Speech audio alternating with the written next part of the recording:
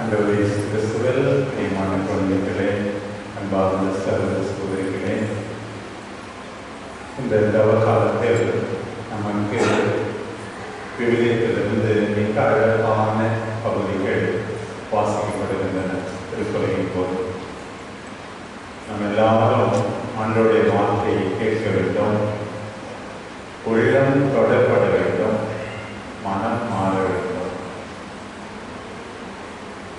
சிறு பிள்ளைகளை அப்பா அம்மா படிக்க வைக்கிறாங்க கஷ்டப்பட்டு என்னும்போது அவர்கள் நல்ல மார்க் வாங்கினா அவங்களுக்கு சந்தோஷமா இருக்கும். கொஞ்சம் கொஞ்சமாக வளர்ந்து ஒரு நல்ல வேலைக்கு போனால் அவருடைய எதிர்காலம் நன்றாக இருந்தால் அவர்கள் சந்தோஷப்படுவார்கள்.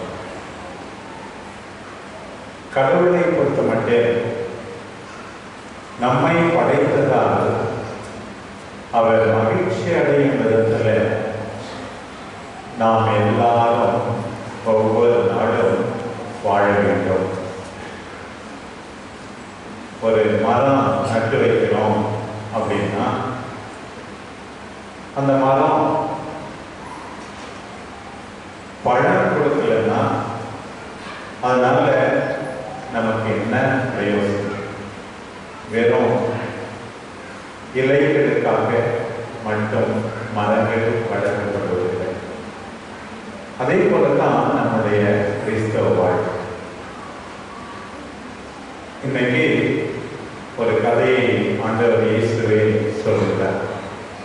என்னன்னா, ஒரு பெரிய நிலக்கிழா விவசாயம் செய்த ஒரு பெரியவர், அவர் தன்னுடைய நிலத்தை குத்தகைக்கு விடுகிறார். அதுவும் அது செழிப்பான நிலம், அதுக்கு வேலையெல்லாம் இருக்குது. அங்க திராட்சை பயிரிட முடியும். அதுக்கு திராட்சையிலிருந்து திராட்சை ரசம் தயாரிக்க ஒரு ஆலயம் செஞ்சு வச்சிருக்காங்க. அந்த தோட்டத்துக்கு எதுவுமே குறைவில்லை. இவ்வளவு கஷ்டப்பட்டவர் அந்த குத்தகைக்கு எடுத்து அவன் குத்தகை பணத்தை கொடுக்கலன்னா எவ்வளவு மனசு கஷ்டமா இருக்கும்.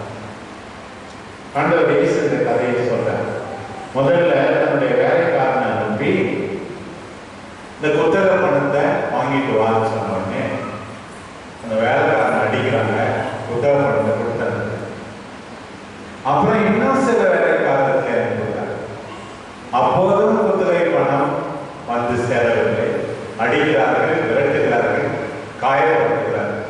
கடைசி அவர் என்ன செஞ்சாராம், என் மகனை அனுப்பினால் அவர்கள் மதிப்பார்கள் அப்படின்னு சொல்லி அவர் தன்னுடைய சொந்த மகனையே அனுப்புகிறார். உடனே அவர்கள், இவன் தான் சொத்துக்குரியவன், இவனை கொண்டுடா, இனிமே இந்த நிலம் நமக்கே சொந்தமாக்கிவிட்டோம்.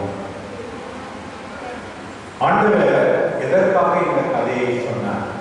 அப்படி அவர்கள் அந்த மகனையே கொண்டு விட்டார்கள். மகன் யார்? சிலுவையிலே தொங்குகின்ற நம் ஆண்டவர் இயேசுதான். நாம் தான் அந்த கொடிய குத்தகைக்காரர்கள். நமக்குத்தான் இறை வார்த்தை அழிக்கப்படுகிறது, நிறைய கொடுக்கப்பட்டிருக்கிறது.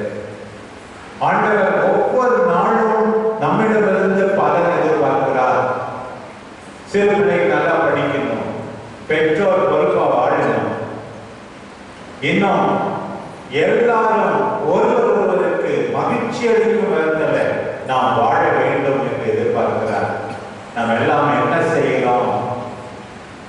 நல்லது செய்த ஆண்டவருக்கு கைமாறாக அன்பு, நீதி, நேர்மை, இரக்க செயல்கள் இவற்றை தராமல் ஆண்டவரையே காயப்படுத்துகின்ற விதத்தில் நாம் எல்லாரும் வாழ்கிறோம். இதைத்தான் இன்றைக்கு ஆண்டவர் சொல்லுகிறார். எந்த அளவுக்கு ஆசீர்வதிக்கப்பட்டிருக்கிறோமோ அந்த அளவுக்கு பலன் கொடுத்து வாழ வேண்டும். நம்ம எல்லாருக்கும் கை காலம் நல்லா இருக்கு, பார்வை, காது கேட்குது, ஓட முடியுது, நடக்க முடியுது. இந்த டிவியில் இன்டர்நெட்ல ஒரு ஆளு 2 கை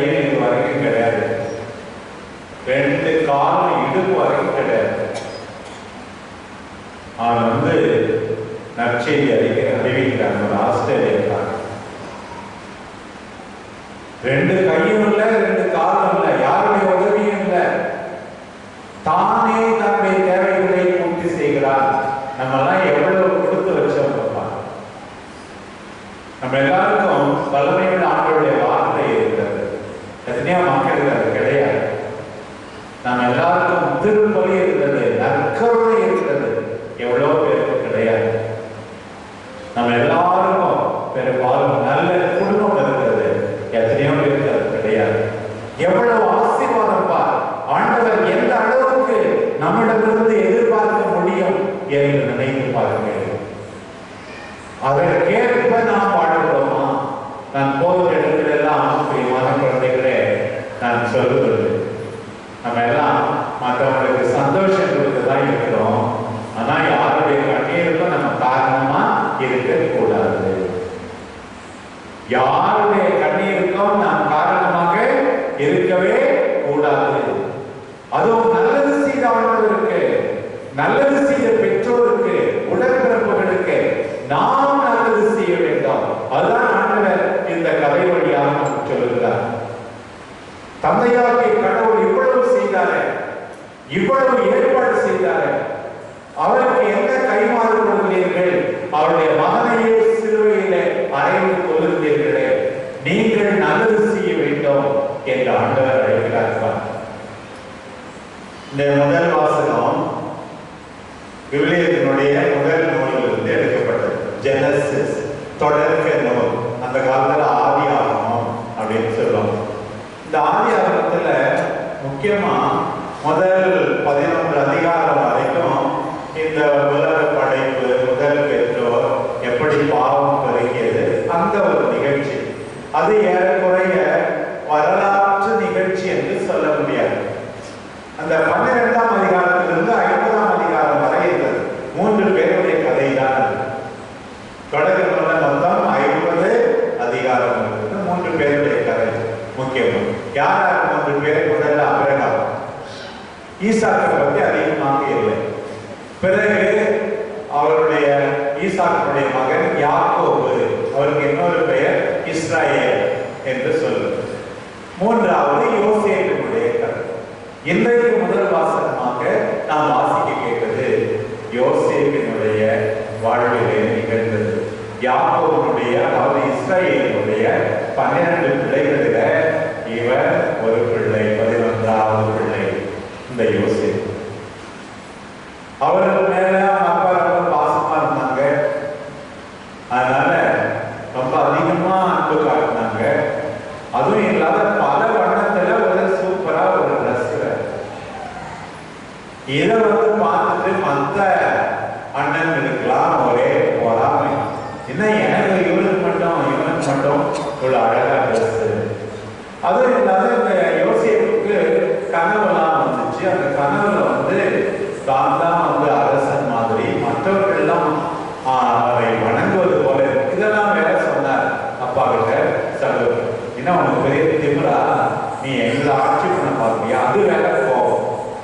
இன்னொன்னு சொல்லியிருக்கு, என்னன்னா இவங்க ஏதாவது தப்பு செஞ்சா அதை கொண்டாந்து அப்பா கிட்ட வேற சொன்னார். இதுதான் யோசேப்பு. வேற ஒன்றும் பெரிய தப்பு செய்யல. தப்பு செஞ்சா அப்பா கிட்ட சொல்றது தானே, படமா பிள்ளைங்க செய்வாங்க தானே. ஏன்னா அப்பா தான் திருத்த முடியும், இவன் திருத்த முடியாது. அதுவும் பெரிய தப்பா தெரியல. தனக்கு நேர்ந்த கனவை பற்றி சொன்னதும் நான் ஒன்றும் பெரிய தவறாக நினைக்கவில்லை.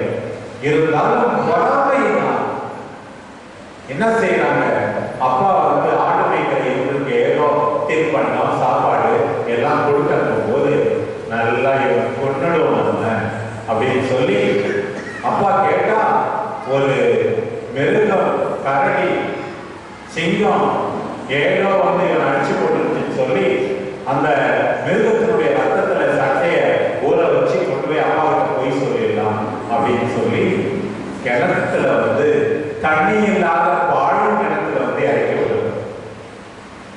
அப்புறம் ஒரு யோசனை, சரி அதனால என்ன பிரயோசனம், நம்ம கொஞ்சம் காசுக்கு வித்துடலாம் அப்படின்னு அங்க வர வணிகர்களிடம், வியாபாரிகளிடம் 20 வெள்ளி காசுக்கு வித்துடுறாங்க.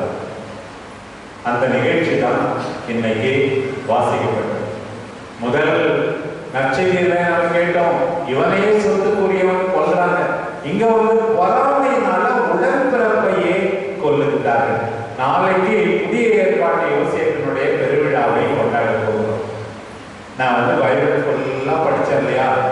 இந்த பகுதியெல்லாம் படிக்கும் போது ஒரே அழுகையா இருந்தது. இந்த யோசேப்புக்கு நிகழ்ந்தது எல்லாம் நான் கடவுள் என்ன பண்ணார் தெரியுமா? அவர் அவருடைய கரம், கடவுளுடைய கரம் யோசேப்பு போடு இருந்தது. 4 முறை சொல்லப்பட்டிருக்கிறது. பிரியமான பிள்ளைகளே, நம்ம என்ன நடந்தாலும் நம்ம கடவுளுக்கு உண்மையாக இருந்தால் அவருடைய ஆசீர்வாதம் நம்மோடு என்றென்றைக்கும் இருக்கும். கடவுளுடைய கரம் அவரோடு இருந்தது. அங்க போன ஒரு புத்திமான ஒரு வீட்டுல அவருடைய மனைவி இவரை கெடுக்க பார்க்கிறார். அப்போ இவர் என்ன தெரியுமா சொல்றார்? சின்ன பையன், 18 வயசு பையன் என்ன தெரியுமா சொல்றான்? என்னுடைய தலைவர் என்ன நம்பி இருக்கிறாரு, கடவுள் முன்னிலையிலே நான் இந்த கெட்ட செயலை செய்ய மாட்டேன். டொமினிக் சாவியர் சொன்னார், பாவம் செய்வதை விட சாவதே மேல். அதே போல அந்த பெண்ணிடம் நான் இந்த தப்புக்கு ஒத்துக்க மாட்டேன், கடவுள் என்னை பார்க்கிறார், உன்னுடைய கணவர் என் மீது நம்பிக்கை வைத்திருக்கிறார். உடனே அந்த பெண்ணிடமிருந்து தப்பி ஓடும் போது அவளுடைய சட்டையை பிடிச்சிட்டு அந்த அம்மா அவர் யோசேப்பு தன்னை கெடுக்க பார்த்தாரு, கம்ப்ளைண்ட். உடனே ஜெயிலில் இருக்கிறாங்க. அப்போதும் கடவுள் அவரோடு இருந்தார். அப்போ அரசனுக்கு, பார்வோனுக்கு, எகிப்து பேரரசனுக்கு நிகழ்ந்த கனவுக்கு அவர் விளக்கம் சொன்னதால் பார்வோனுக்கு 2வது பெரிய தலைமை அமைச்சராக அங்கே உயர்த்தப்படுகிறார். அப்பதான் அவருடைய சொந்த நாட்டுல, கானான் நாட்டுல பஞ்சம், இவங்க எல்லாம் வராங்க. தன்னுடைய அண்ணன்கள் தான் வந்திருக்கிறாங்கன்னு அவருக்கு தெரியுது. அப்ப அடையாளம் கண்டு அவர்களை பார்த்து அழுகிறார். 2 முறை அவர்கள் வருகிறார்கள். கடைசியாக தன்னுடைய தந்தையையும் வர வைக்கிறார்கள். அவங்கெல்லாம் பயப்படுறாங்க, அழுகுறாங்க. அப்போ அவங்ககிட்ட என்ன சொல்றாங்க? நீங்க தானே என்ன வித்தீங்க, என்னை சாகடிக்க பார்த்தீங்க, இப்படிலாம் அவர் சொல்லல. அவர் என்ன சொன்னார்? உயிரை காப்பாற்றுறதுக்காக கடவுளே தன்னுடைய திட்டத்துல என்னை அனுப்பி வச்சாரு. என்னை இப்படி வித்துட்டீங்களே, கொலை செய்ய நினைச்சீங்களே, நீங்க வருத்தப்படாதீங்க அப்படின்னு சொல்லி அவர்களுக்கு ஆறுதல் சொல்லுறார். ஏன் அவருடைய தந்தை இறந்த போது கூட அந்த சகோதரர்கள் எல்லாம் போய் சொல்றாங்க. என்ன சொல்றாங்க? இது போல அப்பா எல்லாம் மன்னிக்கும்படி அவங்கள்ட்ட சொல்ல சொன்னார். அவன் அப்படி ஒண்ணு அவர் சொல்ல யோசேப்பு தெரியும். மீண்டுமாக அழுது கொண்டு அவர் சொல்லுகிறார், ஏன் பயப்படுகிறீர்கள், அஞ்சாதீர்கள், நான் உங்களுக்கு கெட்டது எதுவும் செய்ய மாட்டேன், கடவுள் தான் இப்படி கொண்டு வந்தார். சிலபாதையினுடைய கூட அழகா சொன்னீங்க. எவ்வளவு பேர் பேச்சுவார்த்தை இல்லாம இருக்காங்க, சொத்து தகராறுனால அப்படிலாம் சண்டை போட்டுட்டே இருக்கிறாங்க. பாருங்க, இந்த யோசேப்பு, பழைய ஏற்பாட்டு யோசேப்பு எவ்வளவு பெருந்தன்மை. இந்த தவக்காலத்தில் நம்ம எல்லாருக்கும் பாடம் பாருங்க. தவறே செய்யவில்லை, ஆண்டவர் இயேசுவை ஒத்திருக்கிறார். நாம் எல்லாம் சிலுவையை நோக்கி ஆண்டவர் இயேசுவை பார்த்திருக்கிறோம். யோசேப்பு பார்க்கவில்லை. அவருடைய பெருந்தன்மையை பாருங்கள். கொல்ல தேடிய, கிணற்றிலே இறக்கி சாகடிக்க நினைத்த அந்த சகோதரர்களை எல்லாம் மன்னித்து அவர்களுக்கு புது வாழ்வு கொடுக்கிற யோசேப்பு நம் எல்லாருக்கும் பாடம். கடவுள் முன்னிலையில நேர்மையாக வாழும்போது, தூய்மையோடு வாழும்போது அவருடைய கரம் நம் எல்லாரோடும் எந்நாளும் இருந்து வழிநடக்கும். தேவமானவர்களே, இந்த யோசேப்பை உற்று பாருங்கள். எல்லாருக்கும் நல்லதே செய்யும் துன்புற்ற சிலுவையில் அறையப்பட்ட ஆண்டவர் இயேசுவை உற்று பாருங்கள். நம்முடைய துன்பங்களுக்கு அர்த்தம் உண்டு. ஏனென்றால் நாம் பெரிய விளைவுகளை கிறிஸ்தவர்கள் அல்ல. அதை விட முக்கியமாக மரித்த 3ஆம் நாள் வெற்றி வீரராய் உயிர்த்தெழுந்தார். அந்த உயிர்த்தெழுந்த கிறிஸ்தவர்களுக்கு நம்முடைய நம்பிக்கை வாழ்வை